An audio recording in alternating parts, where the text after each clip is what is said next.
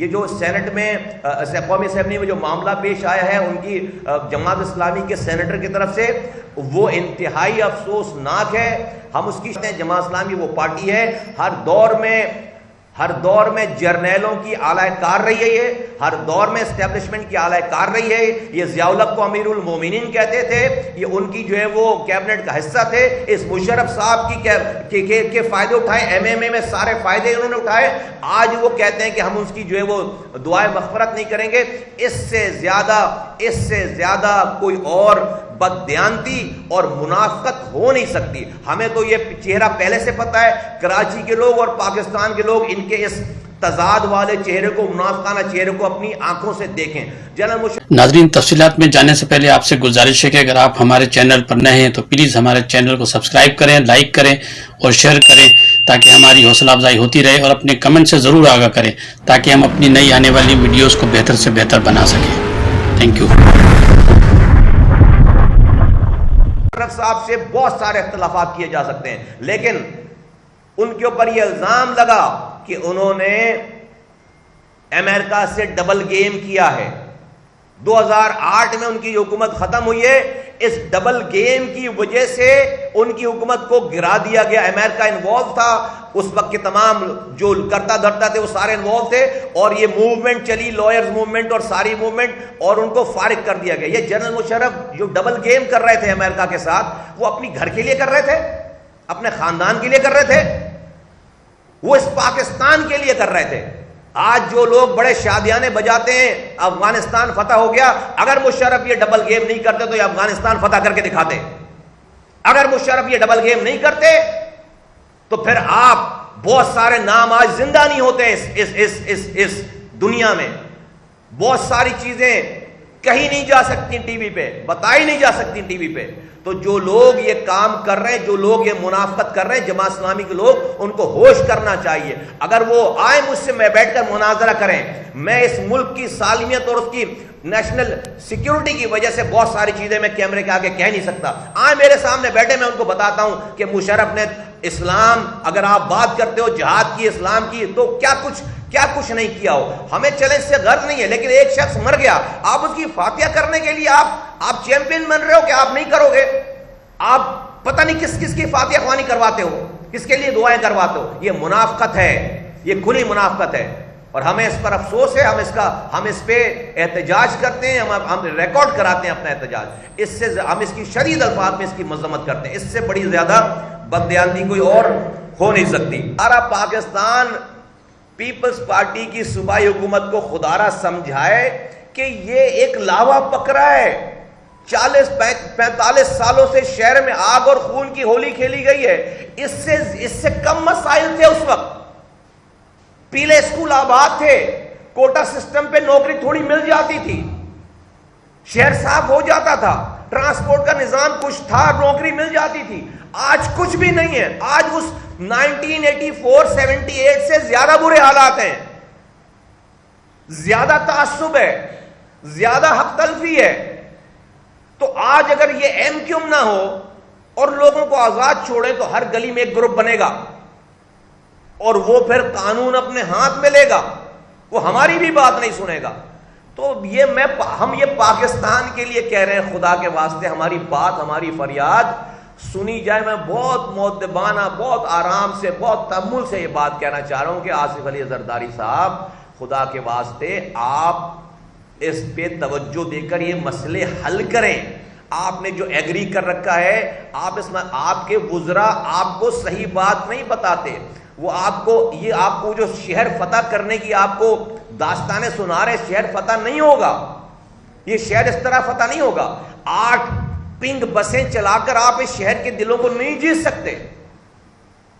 8 عدد 15 سالوں میں 8 عدد پنک بسیں چلائیں آپ، یہ شہر کو نہیں جیت سکتے. اس سے ایک قطرہ پینے کا پانی 15 سالوں میں اضافی نہیں آیا ہے. جو پانی آتا تھا وہ بھی چوری ہو کر ہمیں بیچا جاتا ہے. تو خدا کے 2.5 لاکھ نوکریوں میں ایک نوکری نہیں ہے. ایک ٹریفک پولیس والا، ایک پیون، ایک گریڈ کا پیون آفس بوائے بھی اس شہر کراچی اور حیدرآباد سے نہیں لگا. حیدرآباد کے لوگ اب ڈس انفرنچائز ہو گئے. آپ نے سارے دیہی علاقوں کو جوڑ کر حیدرآباد کی جورسڈکشن میں شامل کر دیا. حیدرآباد کا کبھی میئر حیدرآباد سے آ ہی نہیں سکتا. لیکن اب ہم نے یہ فیصلہ کر لیا ہے کہ اب یہ جو ہماری نسل کشی ہو رہی ہے، نسل کشی، یہ ہماری نسل کشی ہو رہی ہے. کتنے والدین کے پاس پیسے ہیں کہ وہ اپنے بچوں کو صرف باہر بھیجیں، یہاں اس کو پاس تعلیم ہی نہیں ہے. کتنے والدین کے پاس پیسے ہیں کہ وہ اپنے بچوں کو کاروبار کھول کر دیں کیونکہ یہاں پر نوکری نہیں ہے. تو یہ تو نسل در نسل تباہ برباد ہو رہی ہے.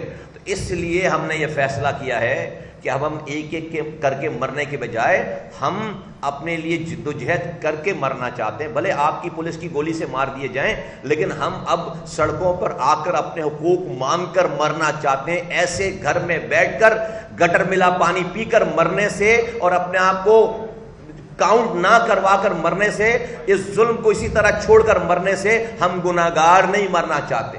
ہم اس ظلم کے اوپر خاموش رہ کر گناہگار نہیں مرنا چاہتے.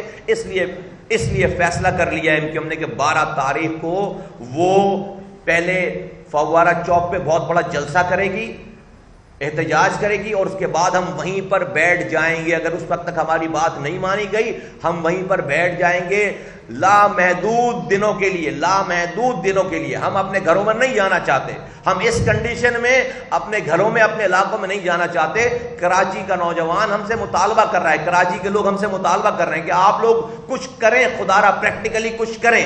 یہ نکلیں، روڈوں پر نکلیں، باہر نکلیں. لوگ تیار ہیں کیونکہ لوگوں کو نظر آ گیا کہ اب کوئی ان کی داد رسی کرنے والا، ان کی فریاد سننے والا نہیں ہے. تو 12 تاریخ کو یہ کام، اور پھر ایم کیو ایم نے ڈیسائیڈ کر لیا ہے کہ وہ بھرپور الیکشن میں حصہ لینے جا رہی ہے. 16 مارچ کو جو الیکشن ہے، ہماری چھینی ہوئی سیٹوں کو ہم دوبارہ واپس لیں گے انشاءاللہ تعالی. پورا آپ نے تینوں جنروں کا اجلاس دیکھیں، کراچی، حیدرآباد اور کراچی کے. دوبارہ لوگ چارج ہیں الحمدللہ. اس مرجر کے بعد لوگوں کے اور اندر ایک لہر آئی ہے. آپ کا وزیر اعلیٰ بن جاتا ہے دیہی سیٹوں کو جیت کر. آپ کبھی وزیر اعظم بن جاتے ہیں، آپ کبھی وزیر بن جاتے ہیں، کبھی صدر بن جاتے ہیں. آج آپ وفاقی وزیر خارجہ بنے ہوئے ہیں، 12 وزارتیں ہیں. یہ جو میں آپ کے سامنے روداد رکھ رہا ہوں، یہ جو جیری مینڈرنگ ہوئی ہے ہمارے ساتھ، آپ کیا کر رہے ہیں؟ آپ پہلے مجھے گنتے ٹھیک نہیں ہیں سندھ کے شہری علاقوں کو. پہلے مجھے آپ کاؤنٹ صحیح نہیں کرتے. آپ میری 3 کروڑ کی آبادی کو 1 کروڑ 60 لاکھ بتاتے ہیں. اس پہ بھی اگر دل نہیں بھرتا تو پھر جب آپ میری حلقہ بندیاں کرتے ہیں، جہاں میرا ووٹر ہے وہاں پر آپ 90,000 روپے QC بناتے ہیں. جہاں پر میرا مخالف ووٹر ہے وہاں پر آپ 15,000 روپے QC بناتے ہیں. اس پہ بھی دل نہیں بھرتا آپ کا، تو پھر آپ اپنے پریزائڈنگ آفیسر، اپنے پولیس کو لگا کر وہاں پر ایسی دھاندلی کراتے ہیں کہ 3 دنوں تک جو ہے وہ رزلٹ ہی نہیں آتا وہاں سے. آپ ہمیں 50 سالوں سے ہم پر کوٹا سسٹم ہے. آپ کے بڑوں نے کوٹا سسٹم لاگو کیا.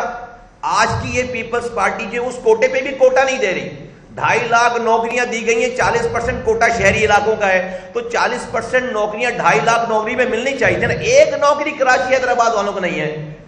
آج اس کوٹے پہ بھی جعلی ڈومیسائل یہاں کا بنا کر آپ وہ کوٹا بھی ہمیں نہیں دے رہے. ایک قطرہ پینے کا پانی نہیں دیتے آپ. جو پانی میری لائنوں میں آتا تھا اس پر آپ ہائیڈرنٹ بنا کر میرا ہی پانی چوری کر کے مجھے بیچتے ہیں. میرا کچرا آپ اٹھانے نہیں دیتے. ہمیں جو ہے وہ رات میں بجلی نہیں دیتے، صبح گیس نہیں دیتے، ہمیں ایڈمیشن نہیں دیتے. ہمیں ہمارے پیلے اسکول، کالے اسکول آپ نہ بنا رہے ہیں نہ اس کو بسا رہے ہیں. کوئی یونیورسٹی نہیں دیتے. حیدرآباد کی یونیورسٹی آپ کا وزیر کھڑے ہو کر کہتا ہے کہ میں حیدرآباد میں یونیورسٹی نہیں بننے دوں گا. میرا یہ سوال ہے ریاست سے، 75 سال ہو گئے اس پاکستان کو بنے ہوئے. ہم اس پاکستان بنانے والوں کی اولادیں ہیں. ہمارا خون پسینہ 10 لاکھ جانوں کا نذرانہ دے کر پاکستان بنایا، پھر پاکستان چلایا. آج یہ ڈیسائیڈ تو کر لیں ہمارے لیے کہ ہم اس پاکستان میں کس درجے کے شہری ہیں، کس درجے کے شہری ہیں. کیا یہ سندھ کے کراچی، حیدرآباد، میرپور خاص، سکھر، نواب شاہ والوں کے پاس اسرائیل کا پاسپورٹ ہے؟ کیا ہمارے پاس انڈیا کا پاسپورٹ ہے؟ کیا آج نہ یہ جو اختیارات جو میں آپ سے مانگ رہا ہوں، اپنی گنتی پوری مانگ رہا ہوں، اپنی حلقہ بندیاں صحیح مانگ رہا ہوں، اس سے کیا مجھے پاکستان کے نیوکلیئر ایسٹ کا کوئی اختیار مل جائے گا؟ مجھے کیا پاکستان کی فوج کا کنٹرول مل جائے گا؟ مجھے کوئی پاکستان کی خارجہ پالیسی کا کنٹرول مل جائے گا؟ پاکستان کے خزانوں کا کنٹرول مل جائے گا؟ مجھے تو اس تمام اختیارات، وسائل جو میں آج بات کر رہا ہوں، اس سے میری گلی کی پانی کی لائنوں کا اختیار ملے گا. مجھے میری گلی کی گٹر لائنوں کا اختیار ملے گا. مجھے میری گلی میں کچرا اٹھانے کا اختیار ملے گا. آپ 75 سالوں میں مجھے میرے پانی کا اختیار دینے کے لیے تیار نہیں ہو, اس کے لیے سب کچھ کر رہے ہو. آپ مجھے 75 سالوں کے بعد مجھے میری گلی سے کچرا اٹھانے کا اختیار دینے کے لیے تیار نہیں, اس کے لیے سب کچھ کر رہے ہو. اور ہم آج بھی اس پاکستان کو بچانے اور چلانے کی جو ہے وہ قیمت ادا کر رہے ہیں. یہ کب تک چلے گا آخر, کب تک